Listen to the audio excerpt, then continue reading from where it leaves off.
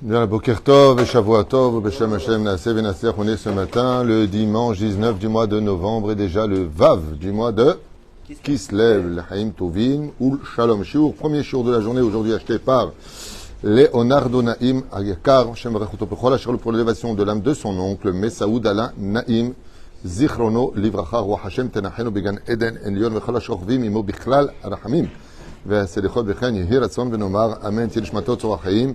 Il raconte que le mérite de cette étude, Yael Nishmato, et avec sa permission aussi l'Askara aujourd'hui de Yael Gisèle Batsara, et aussi Bezrat Hashem Amram Ben Shlomo. Au roi Hashem, donc le 6 du mois de Kislev, Tanachanam Began Eden Elion, Vechol, Mete Israël.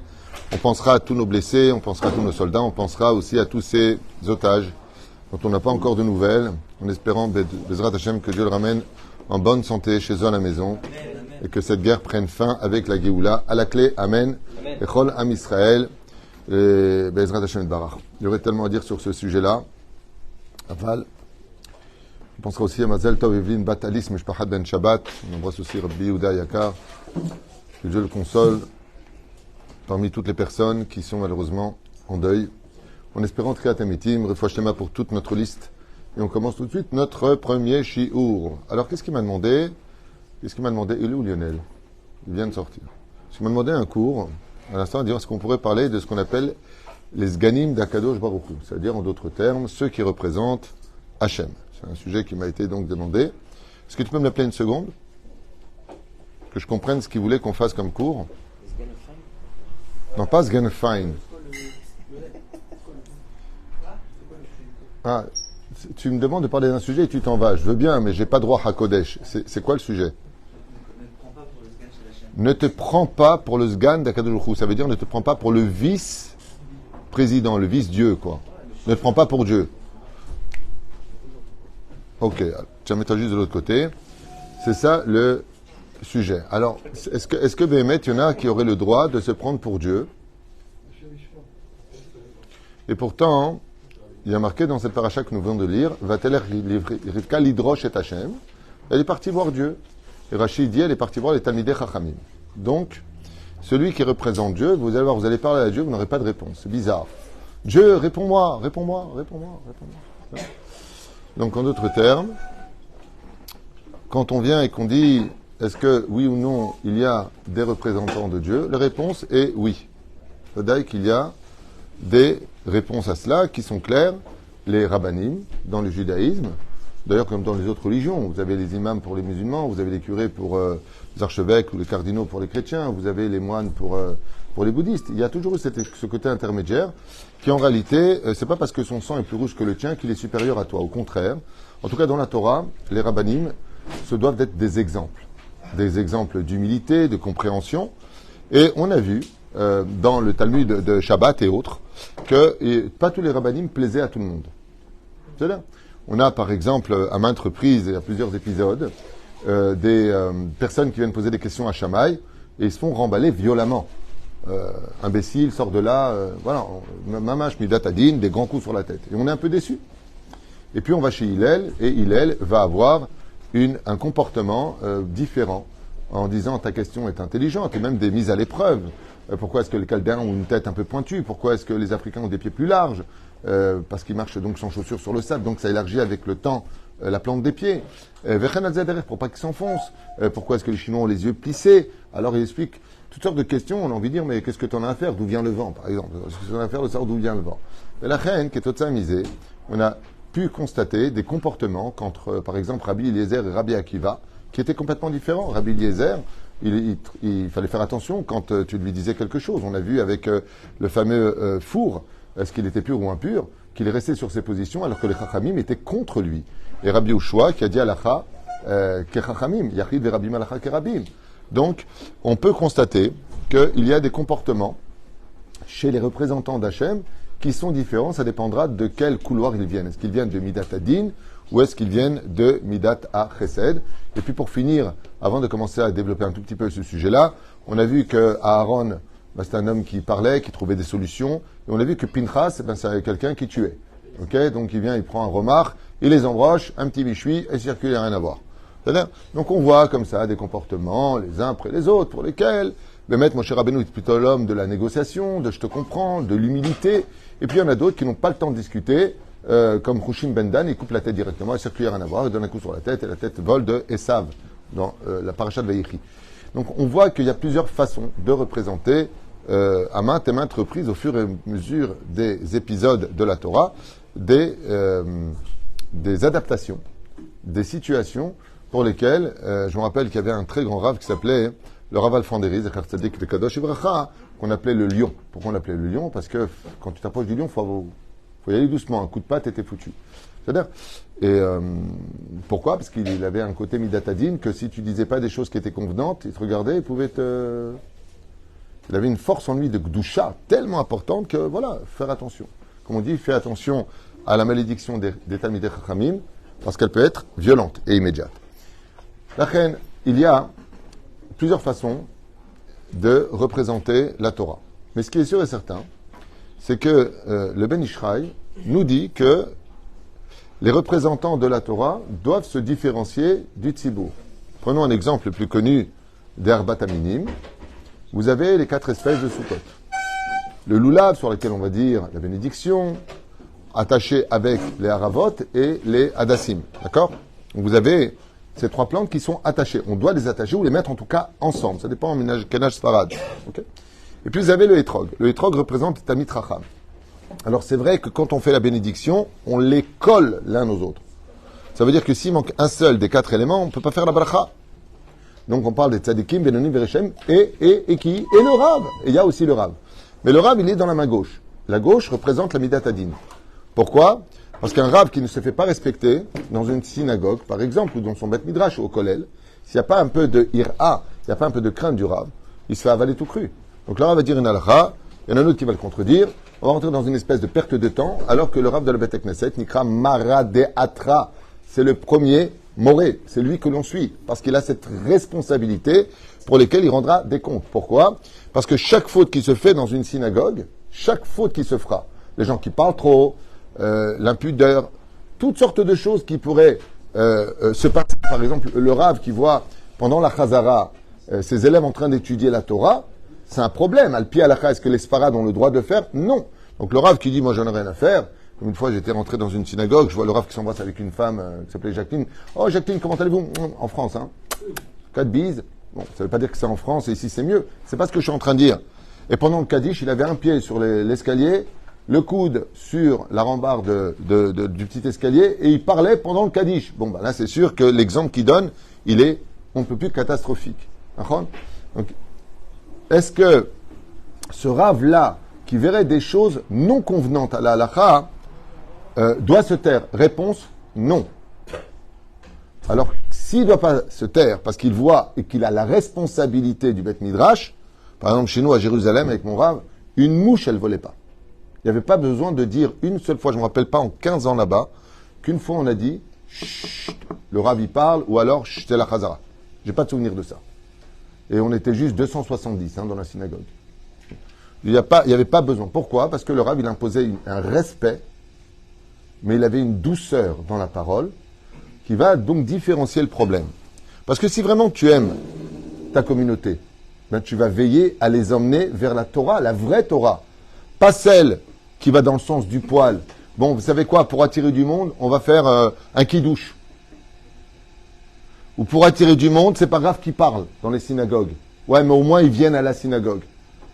Comme m'a toujours dit mon Rav, Rabbi Moshe Deri Zatzal, quand tu plantes quelqu'un tordu, il grandit tordu. Moi, je suis contre complètement cette façon de faire.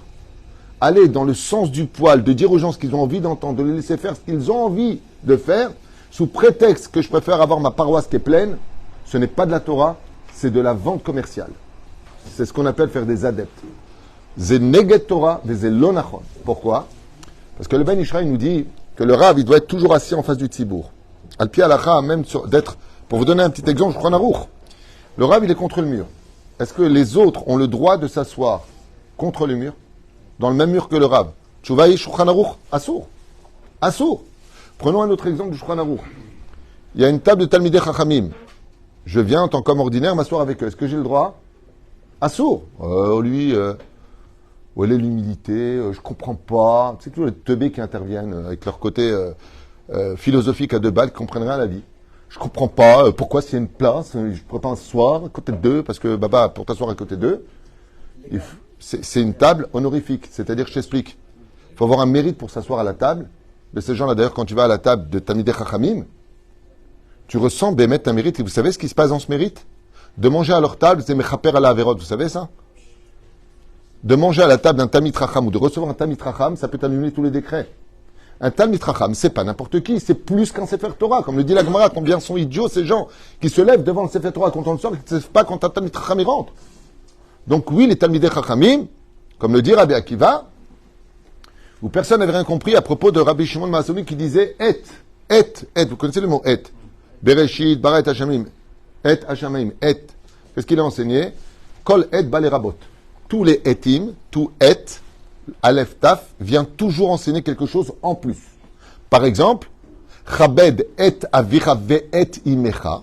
Tu honoras ton père et ta mère. Et veut dire avec lui. Qui on rajoute? Le grand frère, la grande sœur. Où est-ce que c'est marqué qu'il faut aussi respecter son grand frère? Avec le mot et.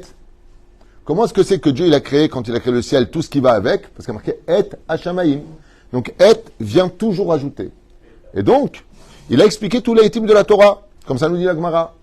Jusqu'au jour où un élève a levé la main et lui a dit et Hashem Elokecha tira, l'éternel, ton Dieu, tu craindras. Oula, et l'éternel, ton Dieu, tu craindras. Et veut dire rajouter quelqu'un d'autre. Zve shalom. À part Dieu, qui? Amar Rabbi Shimon Maasoni, il a dit une phrase nifla. Tout comme je recevrai un salaire pour tout ce que j'ai enseigné, je recevrai un salaire parce que je me tais, car je n'ai pas la réponse. Ad sheba Rabbi Akiva vedara, jusqu'à ce que vienne Rabbi Akiva. Et qui venait d'où Rabbi Akiva? Il venait avec les 3 autres compagnons qui étaient Ben Zoma, Ben Azaï, Elisha Ben Abouya du Gan Eden. Et là-bas, il a vu quelque chose qui lui a donné une réponse. Ad sheba Rabbi Akiva vedarash. Maoudarash. Il a dit, moi je vais vous dire ce que c'est quoi ce et de la Torah. Tu craindras l'Éternel, ton Dieu.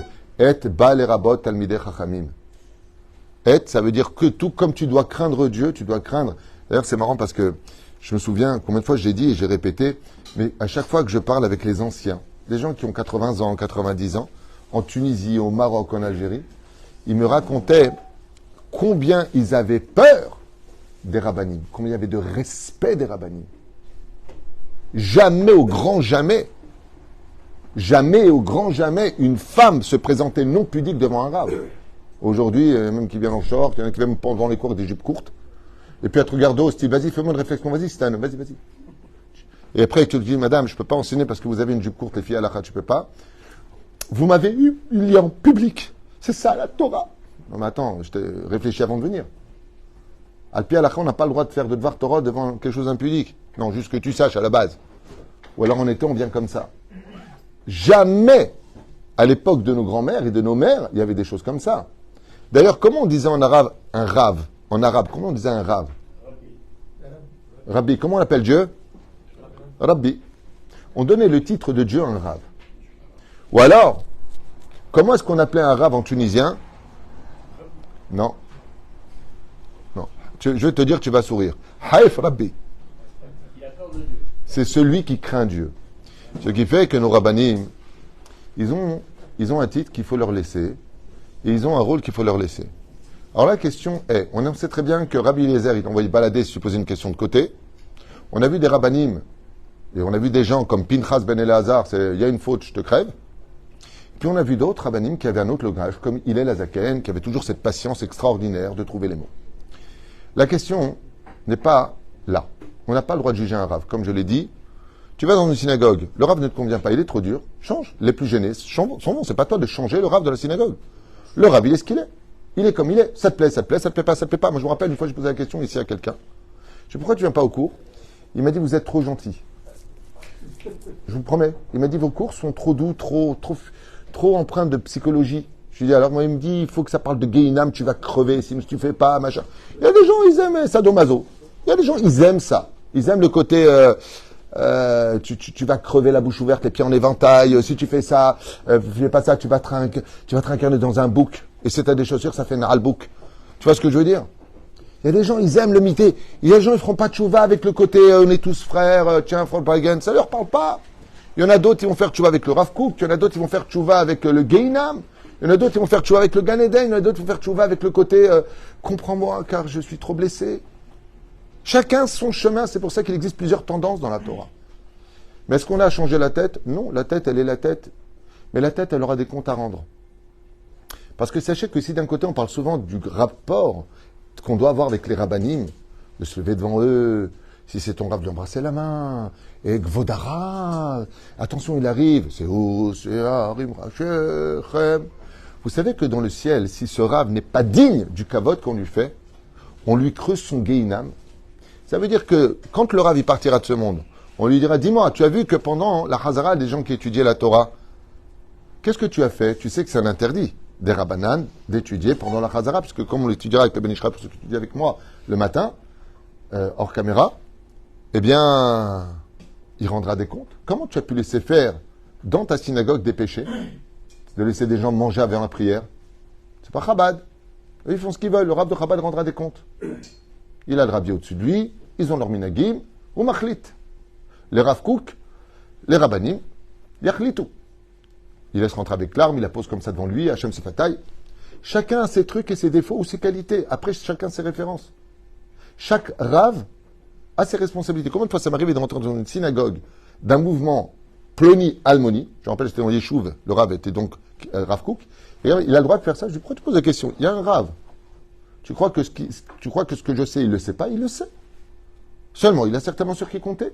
Il y en a qui vont suivre des minagim, il y en a qui vont suivre leur rabbanim, il y en a qui vont suivre ce qu'ils ont à suivre. Tu n'as pas à dire au Rav ce qu'il a à faire. Même dans une halakha, en public, tu n'as pas le droit de dire, oh, slicha, le Rav Benson, il est cholèque sur ce que vous dites. Oui, lui, il était avec le Rav Ovadia. Et là, ce que tu viens de faire, c'est une très grave avéra. Vous savez pourquoi? T'as cholèque à la Rav. Tout celui, dit le Rambam, qui est cholèque sur le Rav d'une synagogue, c'est comme si qu'il est cholèque sur Dieu lui-même. C'est comme si qu'il est en contre Dieu lui-même. Par contre, ce que tu as le droit de dire, c'est, Nachon Godarav, c'est vrai ce que vous dites, mais alors pourquoi le Rav Ben Sulam Shaul, il dit comme ça? Ou alors pire, s'il s'est trompé, dans une halakha, il faut le reprendre. Alors le Rav, il me semblait que vous m'avez dit la semaine dernière, où j'avais posé la question, que c'était comme ça dans le Siman un tel et un tel, Betsura Adina. Pourquoi? Parce que vous savez que même Al-Pi halakha, j'ai posé une fois la question, quand on formait des rabbanim, j'étais avec le Rav Chaim Pirzan, qui est posé halakha, et il m'a dit qu'un Rav, il a même le droit, c'est pas de reconnaître son erreur, il doit reconnaître son erreur. Il doit la modeler de telle façon à ce qu'il ne perde pas le crédit de sa communauté. Qu'il ne dise pas « je me suis trompé, j'ai dit n'importe quoi ». Ne dis pas cette phrase. Parce que tu tomberas toujours sur des abrutis qui, de toute façon, tu l'avais dit il y a 3 mois, tu disais n'importe quoi. Il ne faut pas qu'ils perdent le kavod, parce que le kavod d'un Rav, et là, c'est là que c'est le plus important. Le kavod d'un Rav, s'il vient sur lui, c'est pas un bon Rav, c'est un ravagé. Il faut le savoir. Le Rav, quand il rentre, il est conscient que c'est parce qu'il a de la Torah en lui, et c'est cette Torah-là que l'on respecte. C'est quand il est assis à étudier la Torah, qu'il s'est cassé la tête la nuit, qu'il fait des efforts, qu'il se comporte comme tel, que le respect qu'on lui donne, il est conscient que c'est pas lui. Comme par exemple, le Rav qui monte à la Torah, la communauté se doit de se lever, on chante, mais lui, il doit chanter avec le tzibour. Pourquoi? Parce que s'il prend ça pour lui en disant « Merci, merci, encore un chant », non, attends, tu te prends pour qui, andouille? Bah, d'ailleurs que là, tu es un mauvais Rav. Mais quand il monte à la Torah, il est conscient que c'est parce qu'il a de la Torah en lui, c'est cette Torah-là que l'on respecte. C'est pas lui-même. Lui, il va aussi aux toilettes et il rote comme tout le monde s'il boit du coca. Hein. Lui, c'est un humain, il a rien de plus que les autres. Mais il a de la Torah en lui. Comme le dit le Shulchan Aruch, comme le dit la Gemara, un Talmid Chacham qui a de la Torah en lui, qui va au Gehinam, la Torah qui est en lui va refroidir la chaleur du Gehinam. Parce que la Torah le protège. C'est cette Torah qui est en lui que l'on respecte. Ce n'est pas lui en tant qu'humain. Lui, il mérite autant de respect que tout le monde a besoin d'un respect. Chacun, comme ton père, il se lève, il te parle, tu te tais. Pourquoi? C'est ton père. Et alors, vas-y, toi, c'est ton père. Je vais pas demander d'être mon père. Je vais pas demander de me faire. Il dit, oui, mais en attendant, c'est ton père. Mais son sang n'est pas plus rouge que le mien. Oui, mais c'est ton père, c'est lui qui t'a donné la vie. Ah, ton père t'a donné la vie dans ce monde. Le Chacham, il te donne la vie pour le monde futur, pour l'éternité. Gadol gvot tamidei chachamim it kibud avaim. Comme ça dit Rabbi Eliezer, on doit encore plus de respect au rabbanim qu'à son propre père. Pourquoi? Parce que lui t'a porté dans ce monde, tandis que le Rav il t'a amené dans le Maba. Alors maintenant, on va plonger dans le vif du sujet, juste avant. Est-ce que c'est donc acceptable d'avoir des rabbanim qui font du mal dans leur réflexion? Malgré tout, font du mal. Alors sachez une chose, j'aimerais quand même vous dire. Vous voyez, un père et une mère, quand ils ont un enfant qui commence à faire ses premiers pas, est-ce que c'est correct de leur part de les laisser marcher alors que le petit va tomber, peut-être se faire mal? Dans la vie, on ne peut pas évoluer si on n'a pas mal. Ce qui fait que même si tu tombes sur un rave, qui est vraiment un rave, un vrai Talmid Chacham, et que ici et là, il est dur avec toi, sache que grâce à cette dureté, en acceptant, en te soumettant, dans une humilité, pour apprendre, alors tu deviendras un grand. Mais si le rave que tu as, il doit être psychologue et psychiatre, selon ton niveau, selon ta journée, selon Yemina ou Smola, on ne va pas s'en sortir. On ne va pas s'en sortir, parce qu'un rave, il n'est pas là pour tout le temps mettre des gants. Comme par exemple, il dit une fois, Rabotai, taisez-vous, ça y est, c'est pas la bourse, Rabotai, c'est pas un restaurant, Rabotai, une fois, 2 fois, 3 fois. Et la personne en regarde droit dans les yeux, continue à parler. Alors Roger, tu sais, je te disais, pour le boulot, franchement, en ce moment, c'est vachement dur. Oh, on est en plein Sefer Torah. Dans ce cas-là, le rave, il a le devoir de se lever et de lui dire, toi, tu te lèves et tu sors. L'autre, il va lui dire, comme d'habitude, les mêmes réflexions à 2 balles. Tu m'as humilié en public, en lecha chelek la olam abba. Et vient dire en plus au rave, autre chose. Alors que ce que vient de faire le rave, comme le disait Baba Saleh, quand un rave est très dur avec toi, c'est pour pas que Dieu te rentre dedans après. Ce qu'appelle Béhava. Moi, je sais pas, quand j'étais avec mon rave, et par exemple, je parlais avec quelqu'un de ce qu'il était en train de dire, mon rave me regardait dans les yeux, je faisais comme ça, Mechila. Pourquoi tu ne te poses pas la question, et peut-être que toi, tu humilies le rave, peut-être que toi, tu ne fais pas ce qu'il demande, le rave. Il n'y a pas 2 têtes sur un corps, il n'y en a qu'un. Il te dit, tais-toi. T'es pas content, va dans notre synagogue, pas shoot. Al tachlok al rave. Ze a inyan. Ceci étant, nous allons passer un peu de l'autre côté. Si la halacha était fixée non pas comme Rabbi Eliezer, mais comme Rabbi Akiva, c'est plutôt Rabbi Barilai, au niveau d'Halachot Ken, mais c'est la même tendance. Si la halacha était fixée comme il n'est pas comme Shammai, c'est parce que le monde dans lequel on vit, malgré tout, exige et demande de la diplomatie et de la pédagogie. Vous voyez, ce matin, j'ai un de mes meilleurs amis qui m'a écrit Boker Tov. Alors je lui ai envoyé Shavua Tov.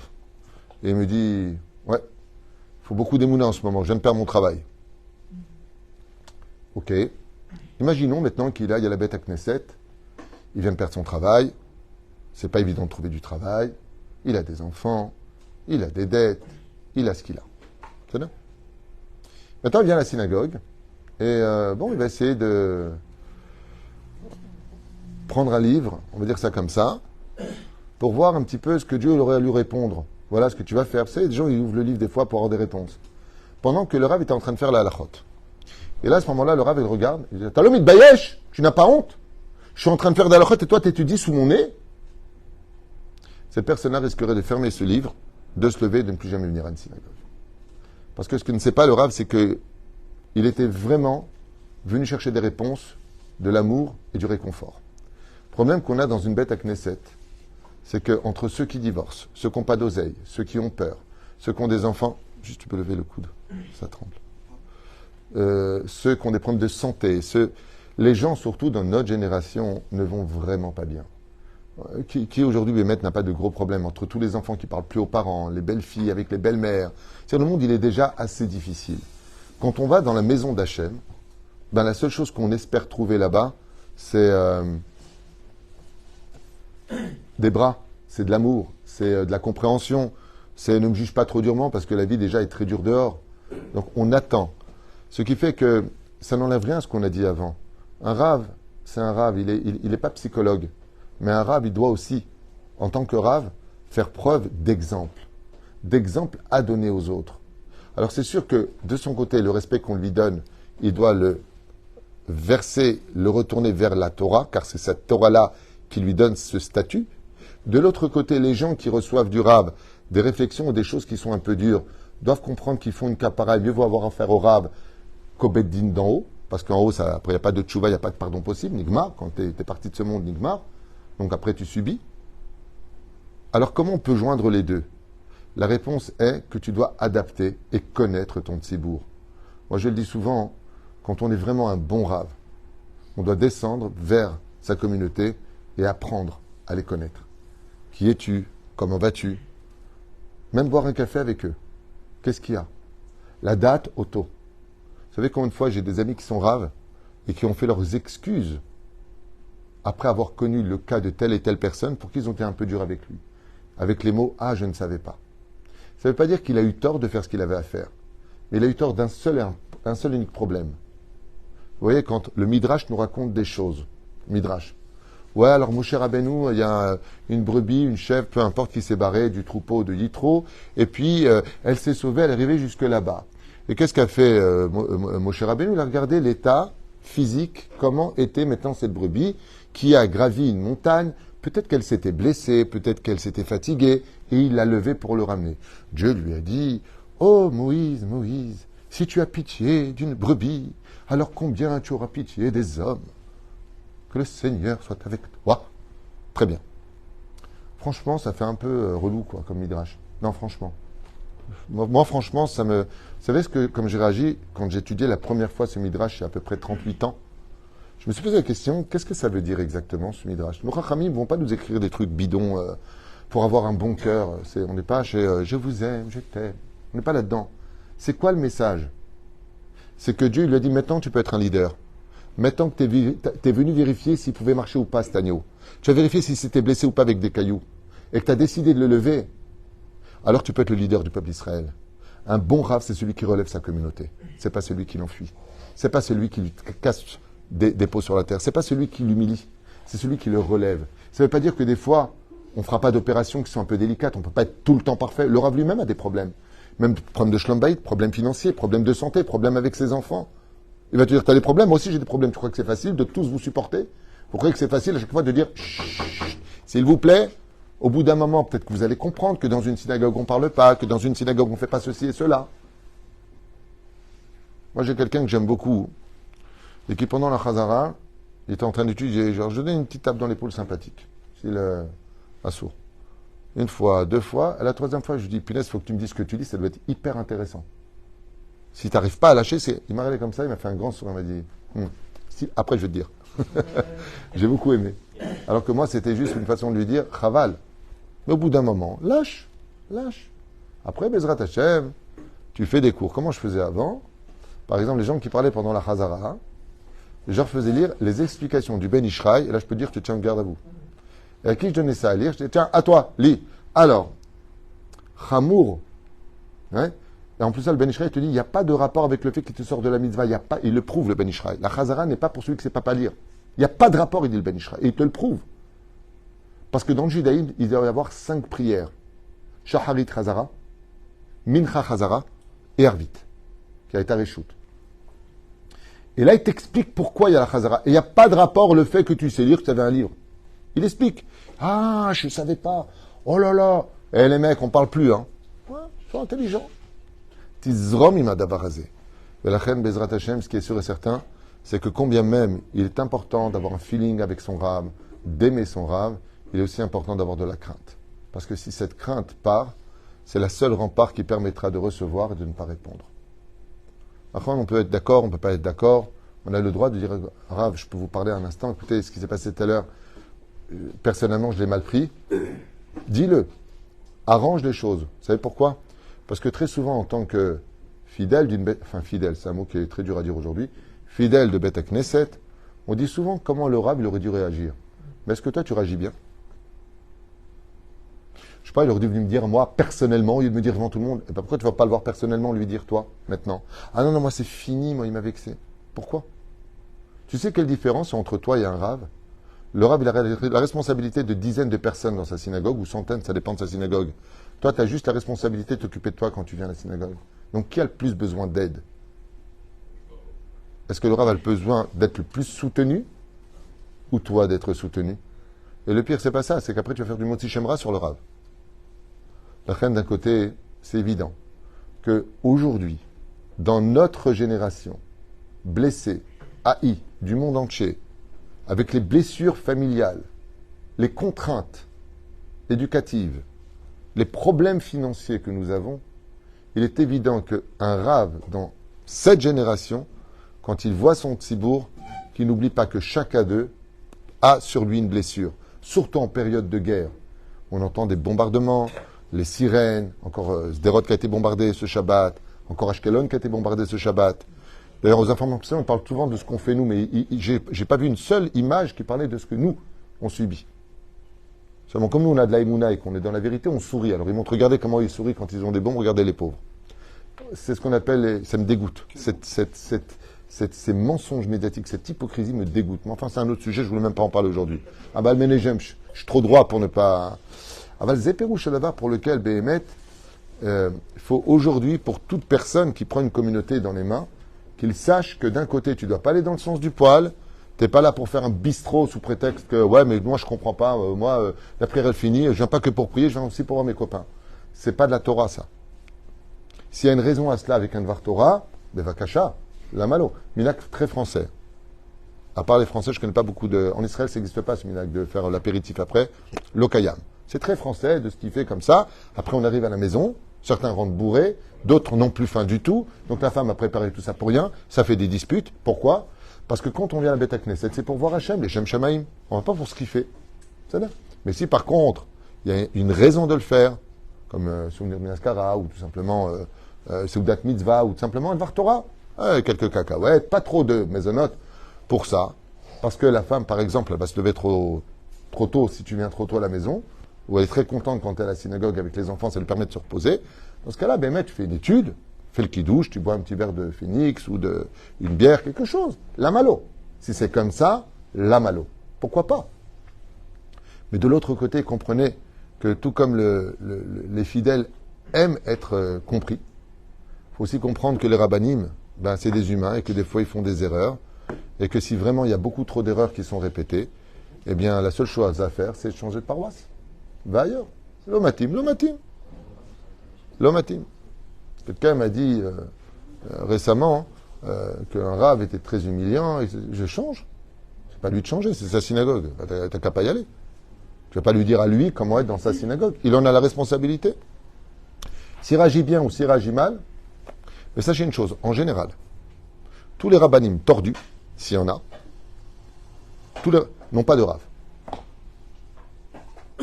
Celui qui a vraiment un rave au-dessus de lui, il se comporte selon lui. Une fois, je me rappelle, j'avais rencontré le Rav Mordechai Eliyahu à Zecher Tzadik Kadosh Livracha, de l'Ador, Rav Mordechai Eliyahu. J'ai vécu 2 ans à côté de lui. Donc tous les matins, on se rencontrait. Et un jour, je ne sais pas pourquoi, je lui ai dit, Léane, Kevodo Oler, où est-ce que vous allez? Question bête de ma part. Il m'a dit, je vais voir mon rave à Bnei Brak. Je lui ai dit, vous avez un rave? Il m'a dit, Kol Rav, Chayav Rav. Tout rave a besoin de son rave. Ech Leitnaeg, comment répondre? C'est un truc de fou. Chaque rave, il allait voir son rave qui avait 101 ans à Bnei Brak. Rav Mordechai Eliyahu. Le Rav Mordechai Eliyahu. Lui qui forme tous les rabbanim, il partait voir son rave. Je ne sais pas pourquoi je posais la question. Il marchait comme ça. Il marchait bien, tu vois, propre. Et vous verrez, Bezrat Hashem, que aujourd'hui, plus que jamais, je finirai juste avec cette phrase. Il y a une espèce de volonté et de besoin que les rabbanim se comportent aussi un peu comme un papa. Je ne sais pas si vous comprenez ce que je veux dire. Ça veut dire que... Non, pas un exemple. Pas un exemple. Ça veut dire que Shammai n'est pas un exemple, Rabbi Eliezer n'était pas un exemple, Pinchas qui a une paracha n'est pas un exemple. Faire attention. Faire attention. Il y a des rabbanim qui sont durs, et des fois ils ont raison de l'être. Il y a des rabbanim que j'ai connus, ici à Tête-Vav, que c'était les gabaïm qui faisaient la fête parce qu'il était tellement anav qu'il était trop effacé. Et je lui ai dit à ce rave, ce que vous faites, c'est pas bien. Un rave, il doit être présent. Une tête, un corps sans tête, c'est pas un corps. Lui, il disait, c'est pas grave, ils font ce qu'ils veulent. Non, l'onachon. Il est très important pour éviter des conflits dans la synagogue d'intérêt, de minagim, que le rave soit présent. La meilleure humilité, c'est de connaître sa place. Si tu connais ta place, il n'y a pas de problème. Mais la communauté, quand elle vient dans une bête à Knesset, surtout dans cette génération, il faut faire très attention. D'un côté, de ne pas aller dans le sens du poil, et de l'autre côté, d'être très psychologue avec chacun, parce que tu ne connais pas l'état mental des gens qui viennent le matin dans ta synagogue ou le soir. Qu'est-ce qui s'est passé pour eux? Où est-ce qu'ils en sont? Et des fois, je vous raconte une anecdote qui s'est passée d'un homme qui n'a pas mis les pieds dans la synagogue pendant 20 ans. Quand je lui ai posé la question, pourquoi? Il m'a dit, parce que j'étais dans un état mental où j'ai dit, ben, tu sais que je vais à la synagogue, c'est peut-être le seul endroit où il y aura de l'amour. Il divorçait de sa femme. Il avait perdu son boulot, il avait tout perdu. Il est arrivé à la synagogue, et comme il n'était pas bien, il s'est levé de son chaise, il est parti à la fenêtre, il est revenu. Le rabbin lui a dit simplement, c'est pas un jardin ici, on se promène pas comme ça. Ou tu t'assois ou tu sors. Il lui a dit, je sors, il n'est plus jamais revenu à la synagogue. Ce Rav, ce qu'il a dit, on peut le comprendre, mais il a manqué d'une seule chose. C'est que, moi personnellement, j'aurais attendu, j'aurais été le voir, et je lui aurais posé la question, comment ça va? Si c'était une autre époque, dans les années 80, j'aurais peut-être fait comme il a dit. Oh, ben mec, c'est toi, qu'est-ce que tu fais? En plus, tu déranges. Mais dans cette génération, quand tu vois des gens qui font ça, c'est pas évident. Moi, il y a une personne ici, vous vous rappelez, un vendredi soir qui est venu, on l'avait jamais vu, habillé très bizarrement, et il fallait prier avec des gardiens armés devant la synagogue. C'est juste après le 7 octobre. Il y a un mec qu'on n'a jamais vu, il vient, il se met au fond, et bizarre, un regard bizarre comme ça. Un côté un peu yéménite, barbe. Il faisait un peu peur. Non mais vraiment, il faisait un peu... En plus, blouson sur lui alors qu'il faisait un peu chaud. J'ai dit, oula. Bon, ben on va s'éclater, hein. Donc, qu'est-ce que j'ai fait d'après vous? J'ai demandé à, je ne me rappelle plus qui, de s'asseoir près de lui. Ah, si, je sais qui. Non, c'était lui là-bas. Binyamin. Tu te rappelles, je t'avais demandé de t'asseoir près de lui.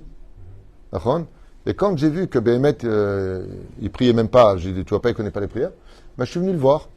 Et je me suis assis près de lui. J'ai demandé qui il était, si on pouvait l'aider, s'il parlait. Bassef m'a dit, non, un Besséder Gamour, là-bas, ils ont fermé la synagogue. Je prie chez les Yéménites. Et comme c'est pas loin, je suis venu prier ici. On m'a dit que c'est une bonne synagogue. J'ai dit, Yofi, Vema Talomed.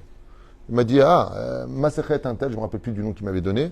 J'ai dit, il a fait, Atamaki. On m'a dit, Ken, Betar. J'ai tué Chazan aussi. Il dit, non, Nilo, il voulait parler le Chazan. J'ai vu qu'il parlait couramment hébreu, qu'il avait l'air normal. Ah non, avarti. Mais pas, monsieur, vous êtes qui? Habibi, doucement. En public. Et la reine, aujourd'hui, il faut être automatiquement illéliste avant de devenir chamaïste. Ken? Le rab de JC. Oui.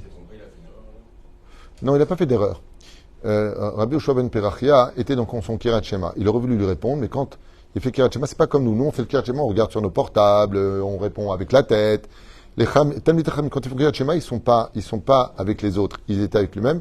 Et quand JC s'est adressé à lui, il était en plein Kirat Shema dit la Gemara, le Chen lo analo. C'est pour ça qu'il n'a pas répondu. Ken.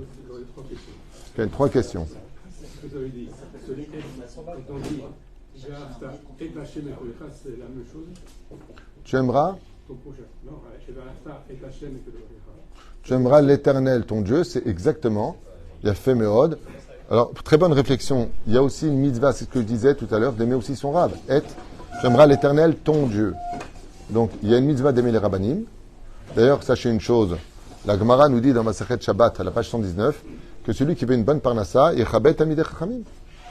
Bon, il y avait plusieurs yeux, comme à la Babylonie. Hein? Non. Sachez une chose. Encore une fois, quand un rave rentre, ce n'est pas lui-même qu'on respecte. C'est sa Torah qui est en lui. C'est la Torah orale. Ce sont ses enseignements là qu'on va aimer chez lui. Ensuite, comme tu le sais bien, il y a le feeling. Le problème qu'il y a, c'est que quand un rave a trop de proximité avec les fidèles, il lui marche dessus. Quand il n'est pas assez proche, on le reproche de ne pas être à la bonne distance. C'est pas facile non plus d'être rave. C'est ça que vous devez comprendre. C'est que c'est des responsabilités qu'on peut trouver à une autre échelle. Être père de famille. Combien de fois vous avez vexé vos enfants? Combien de fois vous leur avez fait des réflexions en public?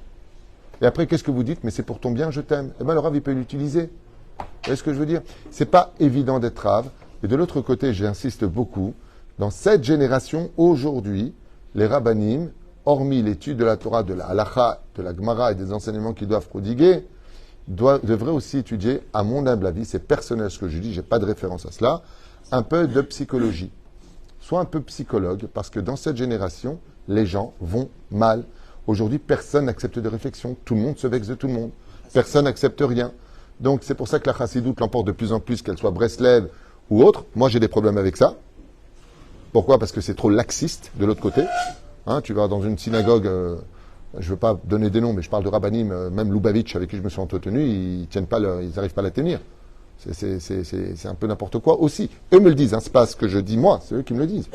Et ils en viennent à se vexer, ils en viennent à renvoyer des gens. Moi, j'ai eu des gens qui m'ont appelé, des mettre au téléphone, des rabbanim, chassidim, qui me disent qu'ils ne tiennent plus leur synagogue. Parce que tout donner, c'est tout perdre. Il faut aussi tenir sa synagogue, mais être agréable. Un rab se doit d'être souriant, exemplaire, agréable, compréhensif.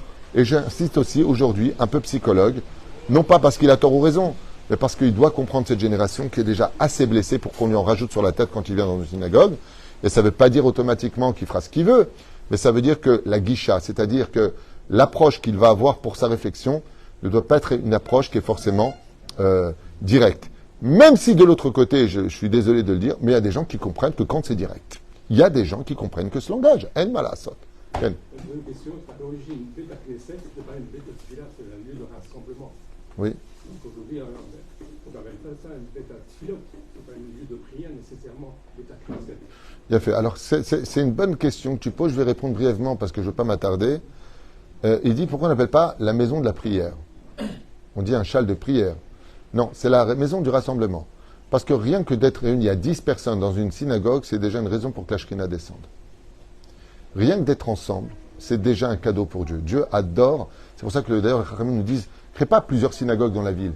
Rov Adrat Melech.